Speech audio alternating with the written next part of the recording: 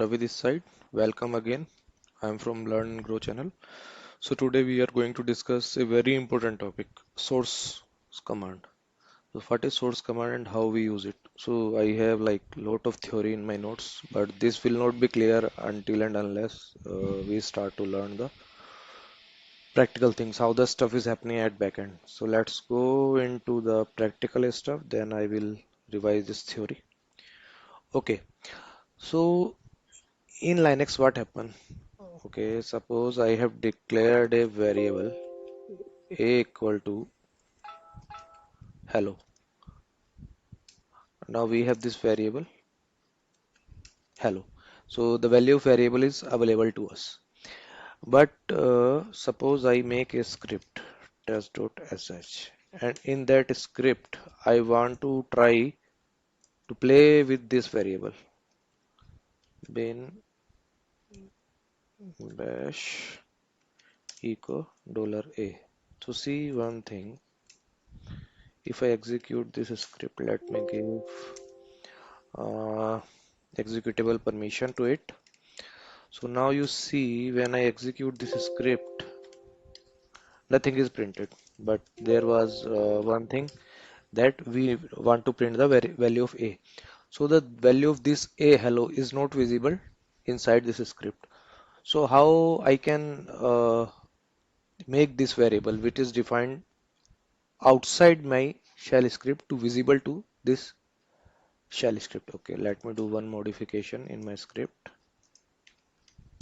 No modification is required. This time I will run my script like dot dot slash test dot sh. Now see, the value of a is visible. So what is this? This is called your sourcing. Sourcing. So there is another way you can do it. Source dot slash test dot sh. In this way also. So by executing in this way or putting dot, these are the same way of running the source command. Some people use it, some people use it. So what is the significance of this? Okay, let me show you one thing. If I do, this is to show PID of my shell. This is 5749. If I go inside my script, what was the script? The script was test.sh, and here I will do PID of shell.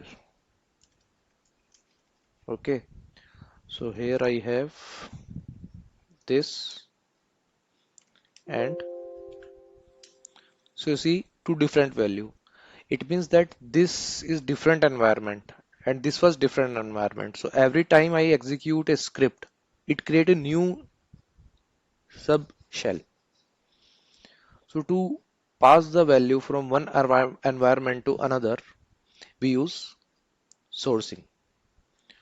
This is the purpose of doing source.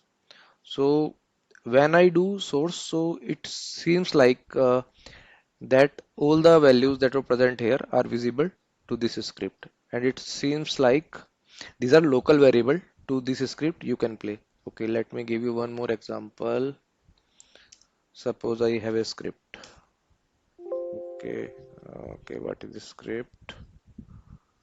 Uh, Here see, I have two variable a and b in a.sh, and then I have, let me do now another script, we have b.sh.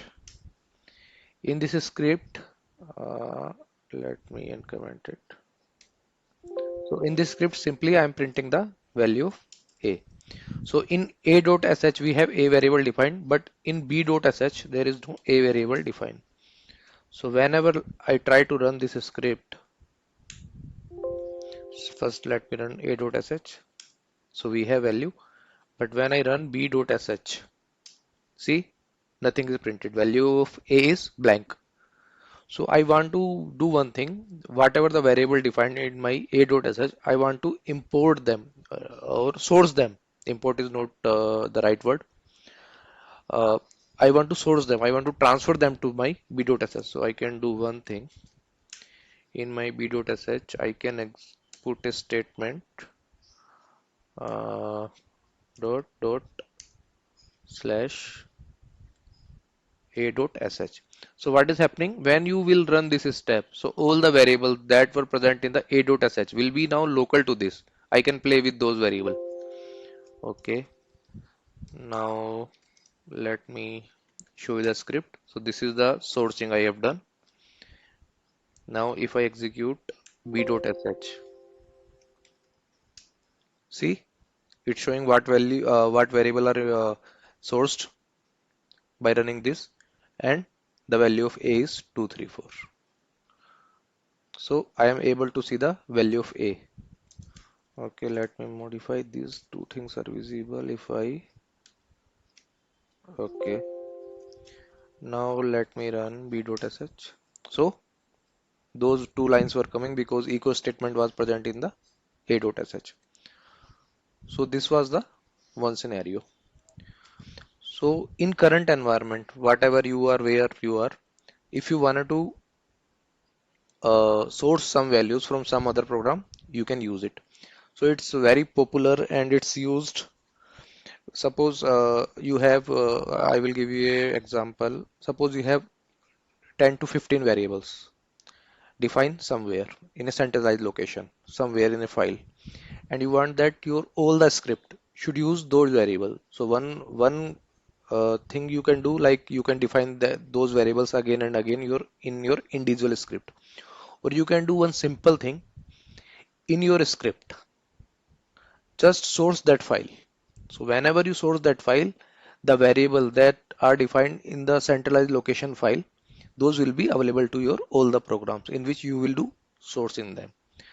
Okay, one thing we can also see.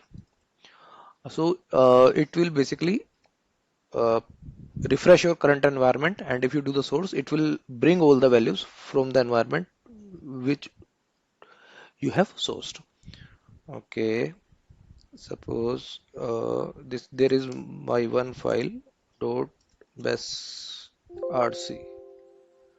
So in this I define all the property how my bash shell will work. So suppose here is a alias I want to add here. Okay, I am added it. Now you see if I run this LD command is not found. But I want to refresh my current environment. So what I can do? Source dot bash rc. Now if I run LD, see this LD is working. So I have got the value of bash rc by doing the source. So now let's go into the theory part. Uh, so source command is used to refresh the current shell environment.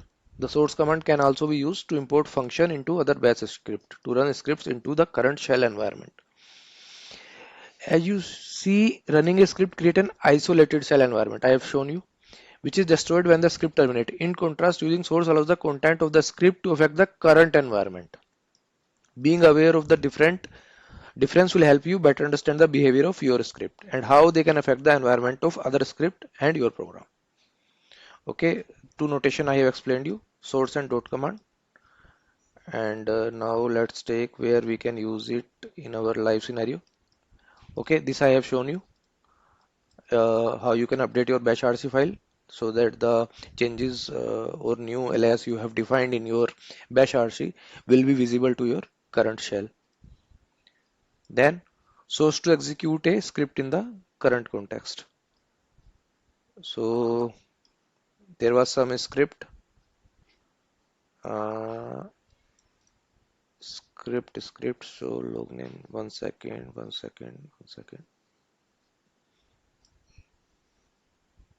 So there was some variable defined, and when I do the source script, the variables are imported into the my script that have I also explained to you. Source to import a script function. Here we can import this script function also. Suppose there was a script defined here. So it was doing the echo of this variable. Then there is one another script that has sourced this script. So this variable will be available here also whenever we do source that I have shown you. Or source to read variables from a file that I have also tell you that if you have variables defined at some centralized location, there is a file called variable. If you do source variable, then these all local variables will be visible to your script.